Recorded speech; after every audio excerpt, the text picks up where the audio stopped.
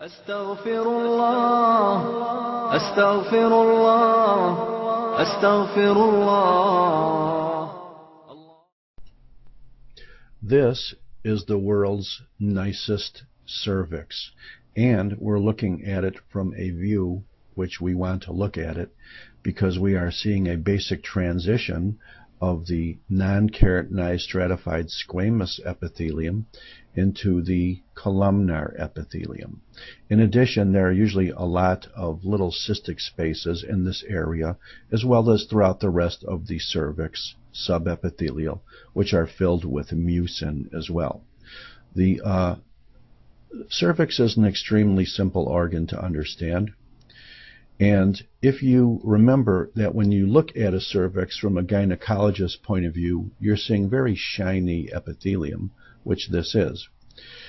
Very soon, however, this epithelium may either abruptly or gradually or in a spotty fashion transform to a classical, simple columnar type of epithelium.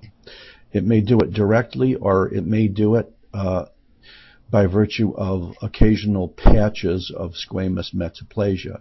So here is your classical columnar epithelium of the endocervix, and here is your classical stratified squamous epithelium of the shiny endocervix, which is right here. Here is some more columnar epithelium. Here are some more mucus glands under the epithelium.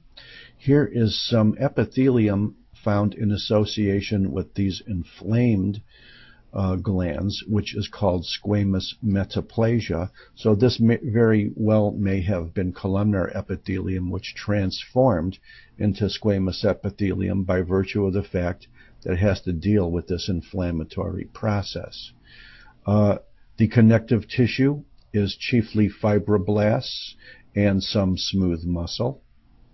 And you can see that the subepithelial areas underneath this metaplastic area are spattered with chiefly lymphocytes. But I'm sure if we could go a little bit higher up, we would also identify some macrophages and plasma cells as well. Here we have a small thin vascular space, could be a lymphatic or a vein. Here we have some more subepithelial connective tissue. Because this is inflamed, a lot of these vessels here could very well be a granulation tissue because they look like they have very, very plump endothelial cells. Here's another vein. This looks to me like a vein. This is definitely a small artery. This could be a vein. This is definitely either a vein or a lymphatic. If a vessel is very thin-walled, in other words, basically one endothelial cell, and there's a lot of blood cells, and it's probably a vein. If there's no blood cells, it could be a vein or a lymphatic. Here's a nice, perfectly orderly array of ciliated columnar cells, non-stratified, of the endocervix. And I think we basically covered cervix. In the deeper portions of the cervix, which is chiefly smooth muscle and fibrous tissue, and once you're away from this glandular area, here are mucus glands, mucus glands, mucus glands, mucus glands, mucus glands, epithelium, non-stratified or simple columnar ciliated. Here is the stroma, or the underlying connective tissue, which you can see is going to be a lot of smooth muscle, just like you have in the uterus. There will be some fibroblasts as well. And lo and behold, we can see a lot of good-sized blood vessels here as well. There's an artery, there's an artery, there's an artery, there's an artery, there's an artery. That little slit there is probably a vein. That's probably a vein. That's probably a vein. That's probably a vein.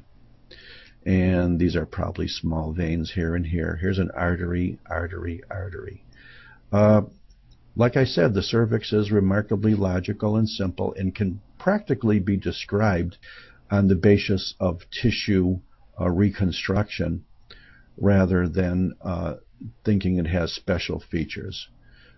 Spindly fibroblasts and Smooth muscle fibers here, mucus glands here. The endocervix has the columnar epithelium. Invariably, there's always a good amount of inflammation, chiefly lymphocytes. And the mucosa, or the epithelium of the cervix, as you can see, is not only simple columnar, but I think I could convince you very easily it's probably ciliated as well. Here's some blood vessels, here's some inflammatory cells, chiefly chronic lymphocytic infiltrates. And notice that some of these inflammatory cells, we're not teaching pathology here, we're teaching histology, but some of these inflammatory cells actually penetrate through the epithelial layers. And that's all I really want to say about cervix, and therefore I thank you very much. هاتنا واللي يكفن ولنعاود من قريب ولنعد للنور صفا عهد ماضينا الأليم